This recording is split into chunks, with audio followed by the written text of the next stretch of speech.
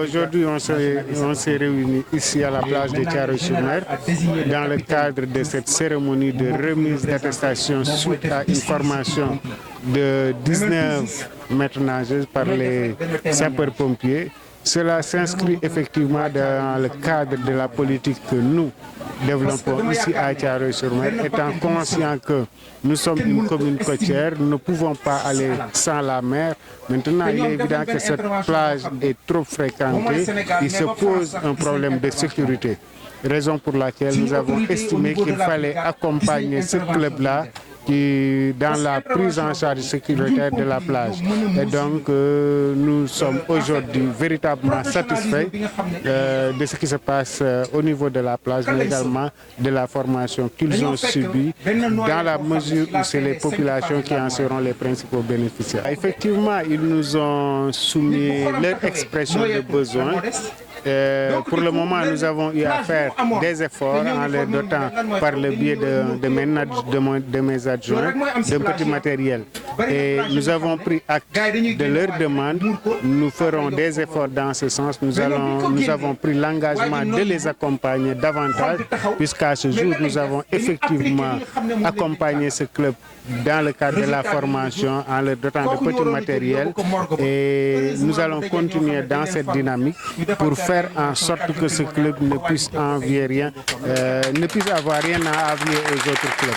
Et d'autant plus que dans le cadre de notre plan de développement, nous avons mis l'accent sur le fait que la plage constitue une des potentialités de la localité. Nous voulons développer l'économie bleue, nous voulons développer des activités, le sport nautique au niveau de la plage, et cela nécessite des moyens, et la commune est aujourd'hui prête à accompagner cette dynamique par la remise de subventions destinées à ce club, mais au-delà de la subvention, voir ensemble qu'est-ce qu'on peut faire véritablement pour rendre davantage cette plage attrayante. Important de plages fréquentées, qu'elles soient autorisées ou non à la baignade. La formation des plongeurs parmi la population demeure parmi les priorités de l'état-major de la Brigade nationale des sapeurs-pompiers. Ce type de formation nous offrira donc l'avantage d'avoir des relais sur le terrain en attendant l'arrivée des secours organisés. Aux différentes stagiaires, donc je voudrais vous dire, cette formation que vous venez de recevoir est une formation dont rêve toute personne, une formation menée par des hommes de référence dans le domaine. Je veux nommer le major Abdoulaye Ndiaye ici présent. Être un bon nageur, comme vous le savez, ne veut pas forcément dire être capable de sauver quelqu'un qui se noie. Donc, de par cette formation, vous avez reçu toutes les qualités qui vous permettent aujourd'hui d'intervenir en toute sécurité, en d'autres termes, sauver une vie tout en sauvant la sienne. C'est une formation qui vous servira toute votre vie, comme il l'a rappelé tout à l'heure. Au-delà donc des sauvetages en mer, c'est une formation qui va vous servir dans la vie quotidienne. Je voudrais également vous présenter toutes mes félicitations pour avoir tous réussi avec brio cette difficile et contraignante épreuve, comme vous l'avez dit tout à l'heure. Merci aux formateurs d'avoir fait encore une fois ce que vous savez faire de mieux, servir avec honneur et loyauté. Vos qualités d'instructeur, votre engagement ne sont plus à démontrer. Je vous exhorte à continuer à participer au rayonnement de cette vaillante et noble institution qu'est la Brigade nationale des sapeurs-pompiers. Je terminerai par remercier au nom du commandant de la Brigade nationale des sapeurs-pompiers, les autorités locales et le maire ici présent pour votre accompagnement tout au long de cette formation. Merci pour votre aimable attention. Sauvez-vous. Dans la route, quand il y a accident ou bien quelque chose de ce genre, des fois, on intervient parce qu'on a appris les techniques de premier secours grâce à eux. Vraiment, c'est pour cela qu'on a organisé cette cérémonie pour donner les diplômes aux maîtres nageurs, aux 19 maîtres nageurs sauveteurs qu'on avait formés. Voilà, c'est ça l'objectif. La formation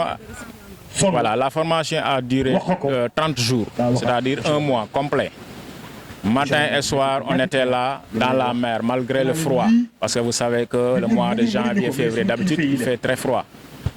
C'est en cette période-là qu'on a subi donc, la formation. Chaque jour, 8 heures, on était là. On commençait à toucher l'eau, à travailler dans l'eau. Jusqu'à 13 heures, on descend. Après, le soir aussi, on revient encore à partir de 15 heures jusqu'à 17 heures. Pendant 30 jours. Et après, on a subi un examen de sortie donc pour valider, pour voir ceux qui sont aptes à faire le sauvetage en mer. Donc, ça n'a pas été facile. On était 19 sauveteurs qui ont réussi. Au départ, on était 27. Mais les autres ont abandonné, beaucoup ont abandonné en cours de formation.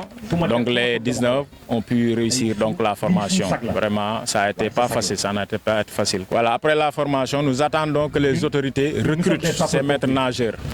Parce qu'on faisait du bénévolat.